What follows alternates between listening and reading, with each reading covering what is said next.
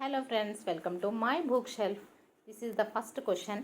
हिंदी तोड़ने नहीं जोड़ने वाली भाषा है, किसने कहा? హిందీ విడగొట్టే భాష కాదు, కలిపే భాష అనే ఒక ఉద్దేశాన్ని ప్రకటించింది. ఆ స్టేట్మెంట్ ఇచ్చిన వాళ్ళు ఎవరంటే doctor Ramdhari Singh Dinkar. Second question, ద్విభాషా సూత్రకి సిఫారసు కిస్నే కీ? రెండు భాషలు ఉండాలని ఎవరు సిఫార్సు చేశారంటే డాక్టర్ తారాచంద్. తారాచంద్ సమితి కా నిర్మాణ్ కబ్ హువా? తారాచంద్ కమిటీని ఎప్పుడు ఏర్పాటు చేశారు అంటే ఆఫ్టర్ ఇండిపెండెన్స్ 1948 ఈస్వీ మే అండి.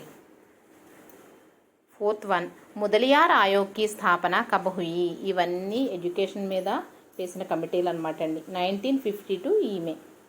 కిస్ ఆయోగ్ కా సంబంధ్ మాధ్యమిక్ శిక్షాకే సాథ్ థా?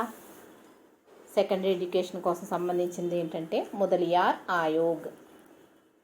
ఏవైనా సంస్కరణలు తీసుకురావడానికి ఉన్నా అప్పుడు సిచ్యువేషన్ బట్టి సజెషన్స్ కోసం ఈ కమిటీలన్నీ వేశారనమాట. మాధ్యమిక్ శిక్షా మే దో భాషాओं का स्वरूप किस आयोग ने दिया?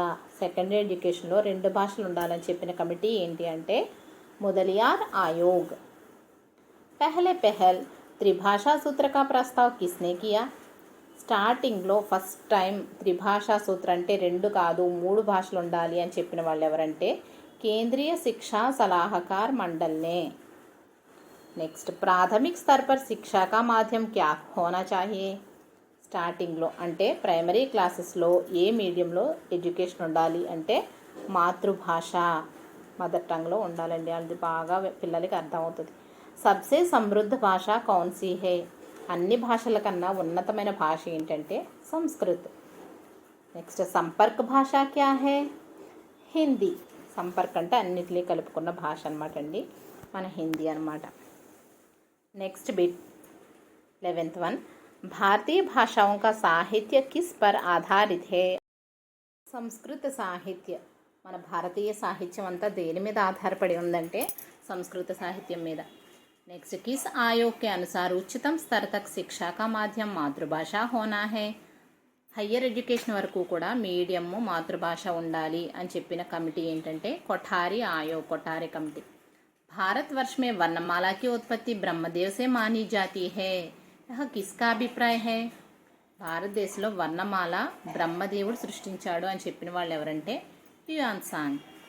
ఆచార్యోం కే అనుసార్ సబ్సే పురాణి లిపి క్యా హే?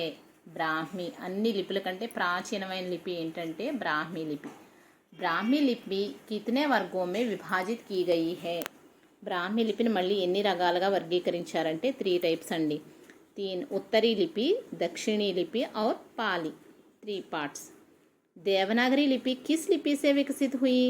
మన హిందీ భాషకి దేవనాగరి లిపి కదండి, ఇది దేని నుంచి ఉద్భవించింది అంటే బ్రాహ్మీకి ఉత్తరీ లిపిసే. బ్రాహ్మీ లిపిలో ఉన్న 3వ రకం ఉత్తరీ లిపి నుంచి మన దేవనాగరి లిపి ఉద్భవించింది. పాణిని కా గ్రంథ క్యా హే? పాణిని రచించిన గ్రంథం ఏంటంటే అష్టాధ్యాయి, అంటే 8 అధ్యాయాలు, 8 చాప్టర్స్ అనమాట. భాషా కా పూర్ణ అవయవ్ క్యా హే?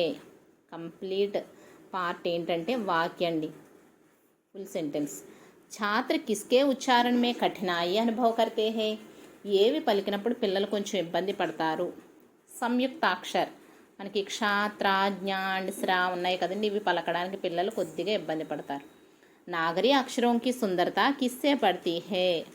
శిరోరేఖాసే. మనం పైన గీసా గీతతోనే హిందీ లాంగ్వేజ్కి లుక్ వస్తుందండి, అందంగా ఉంటాయన్నమాట అక్షరాలు. సర్వనామ్ కిస్కా పూరక్ హే?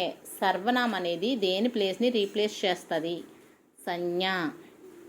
నేమ్, పర్టికులర్ నేమ్ రాయవలసిన చోటే కదా మనం ప్రొనౌన్ పెడతాము, సర్వనామ్ అదనమాట. కిస్కా సాహిత్య అల్పథా? మన సాహిత్యాలన్నింటిలో గొప్పది సంస్కృతం అని చెప్పుకున్నాం కదా, అన్నిటికంటే తక్కువది ఏది అంటే తుర్కీ అనమాట, అంటే టర్కిష్. దేవనాగరి కైసీ లిపి హే? దేవనాగరి ఎటువంటి లిపి అంటే అక్షరిక్ లిపి, అక్షరాలతో కూడిన లిపి. భాషా విజ్ఞాన్ విద్యార్థింకో క్యా ప్రదాన్ కర్తా హే? ఇక్కడ ప్రధాన్ మిస్టేక్ పడిందండి. శుద్ధ ఏవం సహీ జ్ఞాన్ విద్యార్థులకు ఎలాంటిది ఇస్తుందంటే ఎలా ఉచ్చారణ చేయాలి అనేది, ఎలా పలకాలి అన్నీ తెలిసే ఫుల్ నాలెడ్జ్ని ఇచ్చేది భాషా విజ్ఞానం అనమాట. ఇదండి ఈరోజు నా video. Thanks for watching. Please like and subscribe my channel, my book shelf, and stay tuned for more interesting and informative videos, friends. Bye bye.